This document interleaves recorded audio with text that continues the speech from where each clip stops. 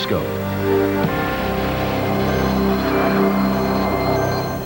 We're watching a developing weather situation in the mid-Atlantic and northeastern states. It will mean more snow for some people in the area. Good evening, I'm Christina Abernathy. And I'm Sharon Resulton. Another Pacific storm is complicating travel conditions in the northwest, and we're going to have the story of a pre-Super Bowl face-off on the slopes. Christina will tell you about that in a second. First off, though, folks in the Portland area have not had much time to catch their breath between snowstorms so far in 1998. Another 6 inches fell on the city yesterday and last night.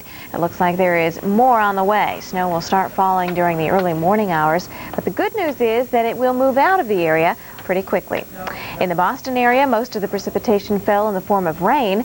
Newspapers, umbrellas, or anything that would offer some protection from the rain was in demand.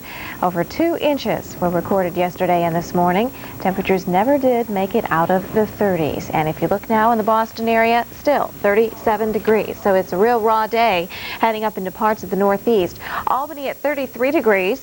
And Philly checking in with some readings in the 30s, upper 30s around Philadelphia, 39, 40 in New York City, 36 heading on into D.C. Right around D.C. getting reports of some rain and some snow mixing. Snow around Baltimore. Philly right now reporting some rain off and on, and a little bit of snow out in Pittsburgh. That's right, there's another batch of moisture that's poised to move on in, and it will add maybe some light accumulations on top of what you've already received. Across northern New England, looking at 6 to 12 inches for the storm totals so far. Now just seeing more of a freezing rain event into central and northern portions of Maine, as we have seen some warmer air kind of infiltrate the region during the day today and on into the afternoon. So we're left with some moisture here. It's kind of a mess across parts of Maine, Bangor, Caribou, still seeing that freezing rain. To the south of that, it's managed to dry up, but there is another disturbance, another batch of moisture moving on in, and it will bring some more wintry precipitation. But as I mentioned earlier, it's going to move through a little bit quicker. This scenario will be one in which we start out on the mild side and then see temperatures fall, so our precipitation will be changing over to snow in areas like Boston, Hartford, and the northern suburbs of New York City. Could see some light accumulations. Again, we're just looking at maybe a swath of 1 to 3 inches or so heading into parts of southern New England.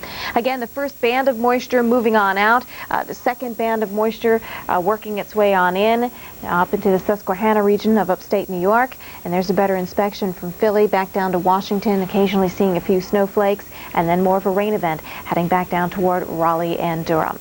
That's a look at the east. Here's Christina with news on the west. And another storm is moving through the Pacific Northwest, and a little further east, Super Bowl fever has made its way to Vail, Colorado. It was Green Bay's Brett Favre versus Denver's John Elway on the slopes today. Both men seem to have lost a few pounds in the past couple of weeks. Conditions here were much better for skiing than for football. For those of you who are interested, Denver came out on top in this pregame contest. So let's see what we've got going on in the western U.S. We've got one system that's moving through the northwest, and with that we've got a bit of wet weather, and we can anticipate a bit of snow here, and another system on its heels is going to be moving in tomorrow, and with that we are anticipating more rain. It's going to be a stronger system, and also more wind here as well. Right now already getting some windy conditions with this system here, especially into Washington. In western Washington, we're getting wind gusts 20-30 miles per hour, so sort of a breezy, soggy night tonight. Not the best night to be out and about, and you'll have a brief break before the next system moves in, but behind this front, certainly some showery conditions here around Seattle and back towards Portland, and even into northern California too, with some foggy conditions back through the San Joaquin Valley. Right now, rain around Seattle and Olympia, back towards Portland, and all the way back to North Bend. Some showery conditions here, even into northern California, as we just saw, getting some of that soggy weather too. Around Portland and Troutdale, the rain continues along I-5 all the way up as we head towards Seattle. And again, the rain continuing to fall here. The showery conditions around Olympia, the rain's been heavy at times. Quileute, you can anticipate more wet weather as well. And again, a brief break here before the next system moves in tomorrow. So you'll want to keep that umbrella handy, because it looks like you're in for some wet weather as this series of storms continue to affect you. As far as snowfall, it looks like the heaviest amounts of precipitation, the Cascades, where 3 to 6 inches of snow possible in the higher elevations. Sharon? It is ocean and atmosphere working together that makes El Nino a force for climate change. Jim Cantore explains in tonight's El Nino Focus.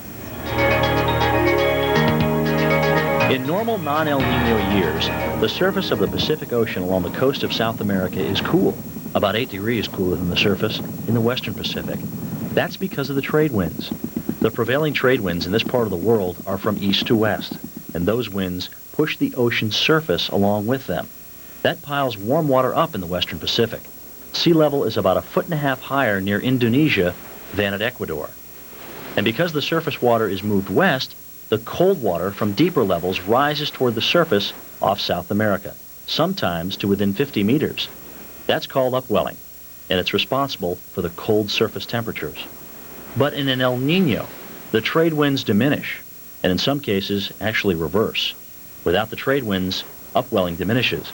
The cold water from the depths remain far below the surface, and the surface warms. So it is this relationship. Look for temperatures in the upper 60s here in San Diego, mostly sunny skies, and I know folks in Portland and